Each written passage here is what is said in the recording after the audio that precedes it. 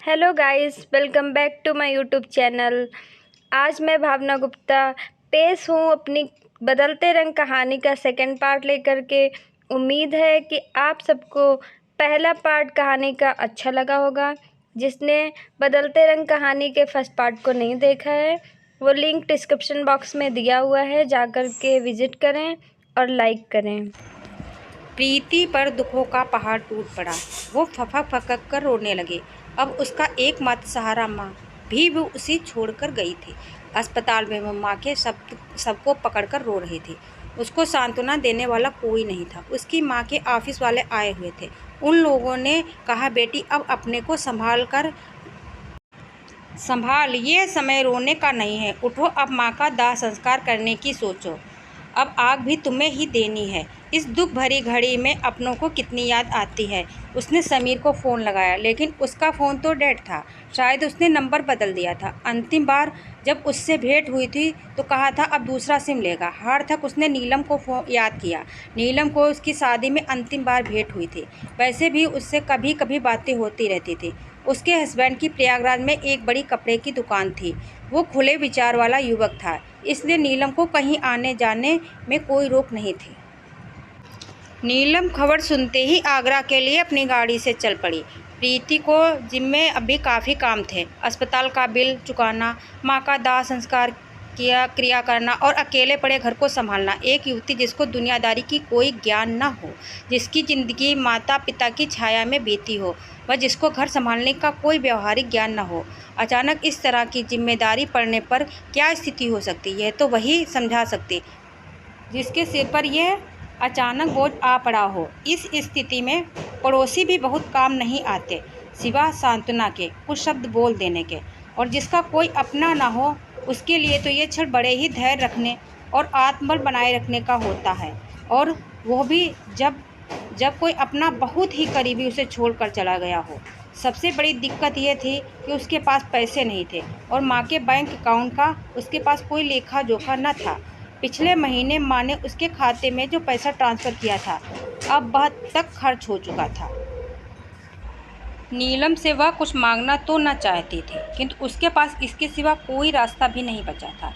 इसलिए उसने उससे कुछ मदद करने के लिए कहा। नीलम ने चलते वक्त चेकबुक और अपना डेबिट कार्ड भी पास में रख लिया और नीलम ने गांव में अपने सहोदर चाचा को बुला लिया, जिन्होंने प्रीति की मां के दाह संस्कार करवाने में बहुत मदद की। नीलम ने अस्पताल के सारे बिल भर दिए और मां के दाह संस्कार व पारंपरिक विधि में होने वाले दूसरे आवश्यक खर्चों का वहन किया। प्रीति दकियानूसी विचारों वाली युवती नहीं थी, इसलिए उसने विद्युत सब दाह द्वारा अपनी मां का संस्कार किया और अन्य पारंपरिक क्रियाएं भी बहुत सादे ढंग से संपन्न की। जब तक प्रीति सारी क्रियाओं से निपट नहीं गई, तब तक नीलम उसके साथ रही।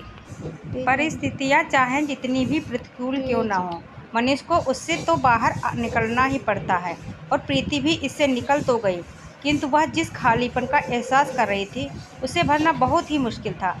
कुछ समय बाद नीलम प्रयागराज लौट गई और प्रीति अपने घर को एक विश्वस्त आदमी को किराए पर देकर अपना रिसर्च वाला काम पूरा करने के लिए दिल्ली लौट आई।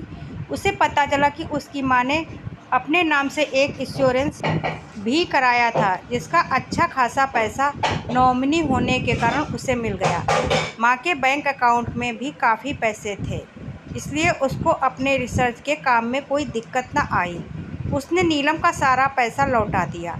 समय बीतता गया, उसके साथ प्रीति भी पहले से ज़्यादा समझदार व परिपक्व होती गई। उसे आगरा के ही एक कॉलेज में लेक्चरर की नौकरी मिल गई। इस दुनिया में कहाँ किसी को किसी से मतलब होता है। वो अकेली थी। समीर, जो कभी उसके दिल के करीब आ चुका था, उससे भी उसका संपर्क टूट गया था। नीलम अपने घर चली गई थी, जिससे वह कभी कभी फ़ोन पर बातचीत होती रहती थी।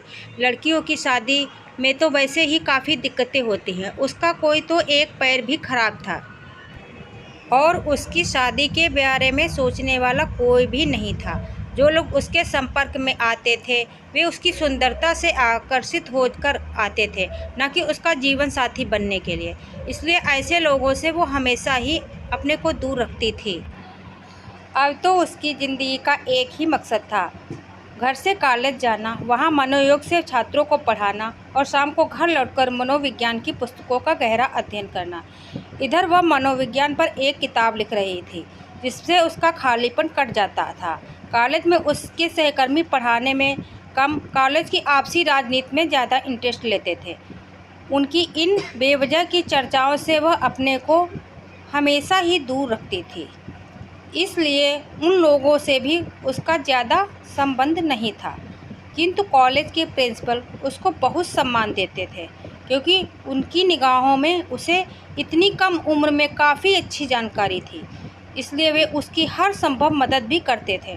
कॉलेज के छात्र भी उसकी कक्षाओं को कभी भी नहीं छोड़ना चाहते थे, क्योंकि उससे अच्छा लेक्चरर देने वाला कॉलेज में कोई अन्य लेक्चरर नहीं था। एक दिन सुबह उसने अखबार में देखा कि समीर नाम का कोई IAS अधिकारी उसके शहर में जिलाधिकारी बनकर आया हुआ है। समीर नाम ने ही उसके दिल में हलचल पैदा कर दी। वो सोचने लगी, यह वही समीर तो नहीं जो कभी उसके दिल के बहुत करीब हुआ करता था और घंटों मनोविज्ञान के किसी टॉपिक पर उससे चर्चा करता था। क्या समीर IAS बन गया? यह प्रश्न उसके जेहन में कौंध रहा था और वह बहुत देर तक समीर के साथ बिताए गए उन पलों को याद कर रही थी, जो 5 वर्ष बाद भी अभी तक वैसे ही तरोताज़ा थे, जैसे यह बस कुछ पलों पहले की बात हो। यही पता लगाने के लिए एक दिन वह उसके ऑफिस पहुंची तो पता लगा कि साहब अभी मीटिंग में व्यस्त हैं। दूसरे दिन समीर से मिलने के लिए उसके चैम्बर में जाना चाहा तो दरवाजे पर खड़े चपरासी ने उसे रोक दिया और उससे स्लिप मांगी। उसने सोचा पता नहीं वही समीर है या कोई और, इसलिए उसने चैम्बर में उससे मिलने का विचार त्याग दिया। वो सोचने लगी, वैसे तो जिलाधिकारी आम आदमी के हितों के लिए जिला में पदस्थापित होता है और उससे मिलने की कोई भी व्यक्ति स्वतंत्र है, लेकिन अफसर शाही ने आम आदमी से जिलाधिकारी को कितना दूर कर दिया है। वैसे जिलाधिकारी से उसके द्वारा समय समय पर लगाए जाने वाले जनता दरबार में भी आसानी से भेंट हो सकती थी, किंतु उसके बारे में जानने की तीव्र जिज्ञासा इतनी थी कि वह बहुत समय तक उसके लिए इंतजार नहीं कर सकती थी। सो जिलाधिकारी द्वारा राजस्व से संबंधित मुकदमों की सुनवाई के लिए किए जाने वाले कोर्ट के दौरान उसने उसे देखने का मन बनाया। उसे किसी ने बताया था कि उस दिन जिलाधिकारी न्यायालय में मुकदमे की सुनवाई करेंगे। जब वह उसके न्यायालय में पहुंची तो समीर मुकदमे की कोई फाइल देख रहा था।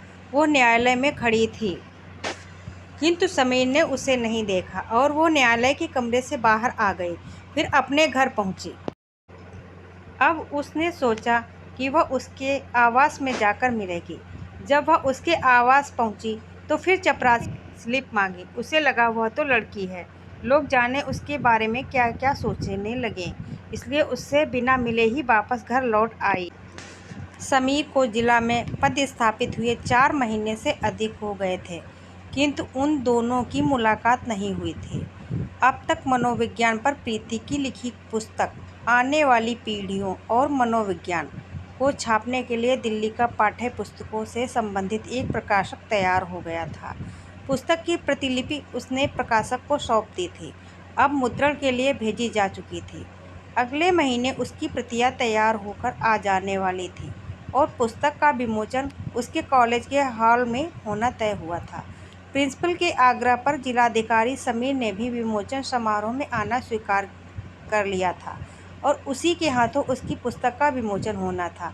काम की बहुत ज़्यादा व्यस्तता के कारण समीर का ध्यान इस ओर नहीं गया था कि इसकी लेखिका वही प्रीति है जो कभी दिल्ली में उसके साथ मनोविज्ञान में MA कर रही थी। प्रिंसिपल साहब खुद इनविटेशन लेकर गए थे और प्रीति ने उनसे कभी समीर की चर्चा नहीं की थी। प्रीति यह सोचकर काफ़ी उत्सुक और रोमांचित थे कि उसकी पुस्तक का विमोचन समीर के हाथों होगा और उसी के द्वारा वो सम्मानित की जाएगी। वो सोच रही थी कि वो क्षण कैसा होगा जब वो पहली बार इतने दिनों के बाद समीर के सामने जाएगी। क्या यह वही उसका समीर होगा? गाइस, उम्मीद है आपको ये कहानी अच्छी लग रही होगी।